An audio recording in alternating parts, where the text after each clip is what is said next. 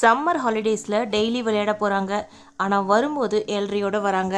அன்னைக்கு ஒரு நாள் என் பையன் அந்த அண்ணா என்ன நலங்கு வச்சு அனுப்பிச்சிட்டாமா அப்படின்னு அழுதுட்டு வந்தான். ஏன்டா அவனை உனக்கு நலங்கு வச்சு அனுப்பிச்சிருக்கான், இதில் வேற அண்ணான்னு உர பாசமா?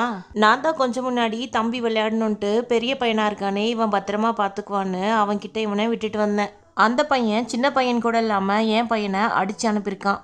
சரி, இதுக்கப்புறம் பெரிய பசங்களோட விளையாடக்கூடாதுன்னு நானும் என் பையனை அந்த பையன் கூட விளையாடாமல் கண்ட்ரோல் பண்ணிட்டேன். அந்த பையன் மற்ற பசங்க கிட்ட சொல்லி தம்பிக்கிட்ட யாரும் பேசக்கூடாதுன்னு கண்ட்ரோல் பண்ணிட்டான்.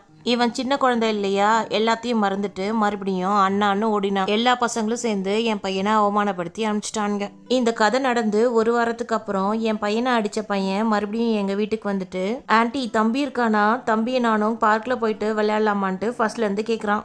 இந்த மாதிரி சுச்சுவேஷனில் நீங்கள் என்ன பண்ணுவீங்க? இந்த மாதிரி சுச்சுவேஷன் தொடர்ந்து என் பையனுக்கு நடந்துட்டு இருக்குது.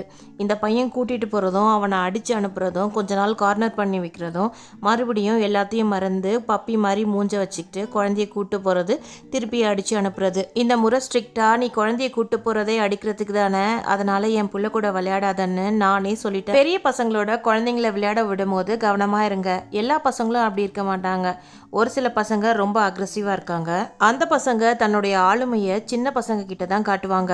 மேக்சிமம் இந்த மாதிரியான பசங்க பெரிய பசங்களோட மிங்கிளாக மாட்டாங்க. ரொம்ப சின்ன பசங்க கிட்ட பழகி விளையாடி அவங்கள அடிமையாக்க பார்ப்பாங்க. பேரண்ட்ஸ், உங்கள் பசங்க ரொம்ப ஹைப்பர் ஆக்டிவாக இருந்தாங்கன்னா சொல்லி வெளியே விடுங்க. யாரையும் தொந்தரவு பண்ணக்கூடாதுன்னு வேற ஏதாச்சும் சொல்லியும் பயமுறுத்தி விடுங்க. உங்கள் பையன் அடிவாங்கல, மற்ற பசங்க தான் அடி வாங்குறாங்கன்னு ஜாலியாக இருக்காதீங்க. அது கடைசியில் உங்கள் குடும்பத்துக்கே கேடாக வந்து நிற்கும். இன்னைக்கு பெரிய பையன் சின்ன பையனை அடிப்பான். அடி பொறுக்க முடியாத சின்ன பையன் பெரிய பையனை அடிப்பான். சின்ன பையன்கிட்ட உதவாங்கணுன்ற அவமானத்துல அப்புறம் வெறி பிடிச்சி அலைவான்.